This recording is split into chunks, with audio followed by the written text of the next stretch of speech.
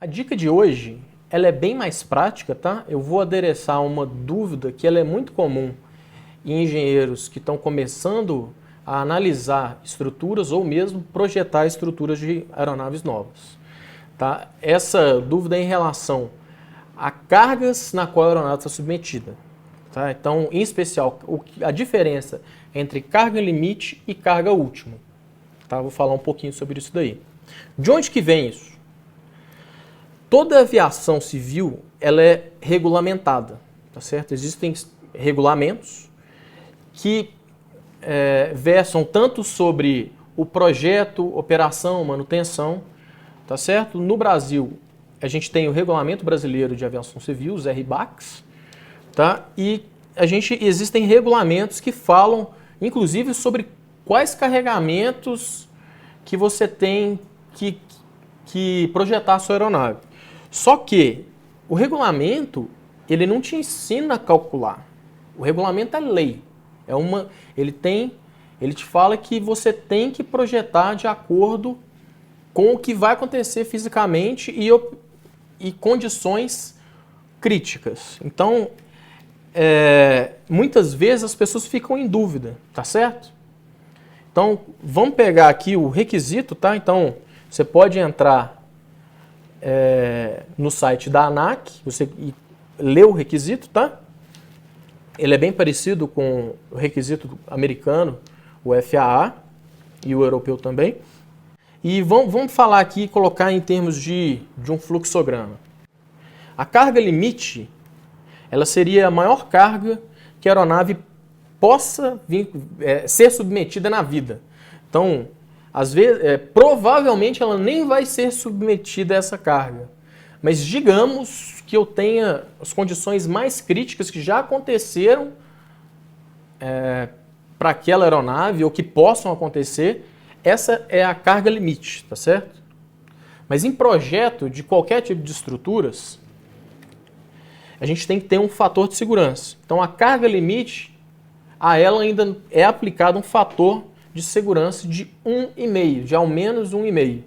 Isso é definido por requisito. O fator de segurança é definido por requisito. Então, a gente denomina a partir daí a carga última, que ela é a carga que nós vamos utilizar no projeto. Tá? Uma outra coisa, cargas acidentais, não é necessário que seja utilizado fator de segurança. Então, se eu tenho uma carga que ela é acidental, ela por definição já é uma carga última. Então, vamos desdobrar isso aqui um pouquinho mais. O que agora o requisito fala em relação a carga limite e carga última quando são submetidas à sua estrutura? Tá? Isso aqui já se distingue um pouquinho de estruturas convencionais, tá? Como se for, por exemplo, uma ponte ou a estrutura de um automóvel. A carga limite, o requisito fala que não pode haver deformação detrimental. O que é isso? Simplificando, tá? Não pode haver tensões acima do limite de escoamento do material. Carga última, o regulamento fala que a estrutura deve suportar essa carga por 3 segundos sem a falha.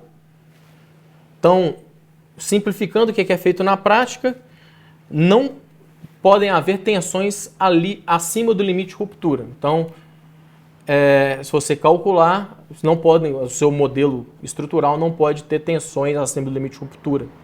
Tá certo?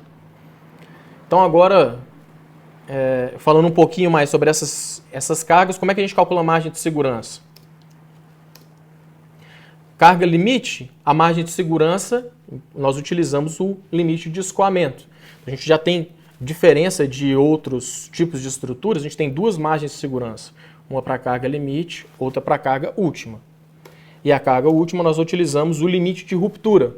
Tá? Isso é mais incomum, né? Então, ou seja, a gente tem geralmente em livros de projeto de máquinas só o limite de escoamento.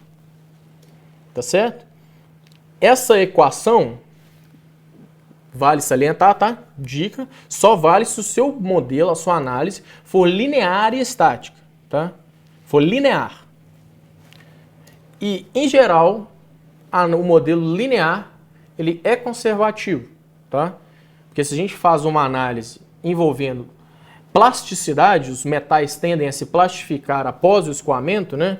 Se eu tenho uma carga última, em geral, vou ter alguma acomodação de tensões. Só para finalizar aqui, eu tenho duas margens de segurança, mas os materiais aeronáuticos, em geral, aqui eu tenho uma liga de alumínio aeronáutico 7475, tá certo? Tirei isso aqui de um manual do FAA de materiais. O limite de escoamento de ruptura é muito próximo.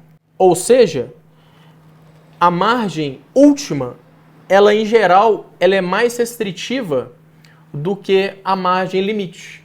É por isso que se você abrir o livro do Neal, onde fala de margem de segurança, ele só apresenta uma.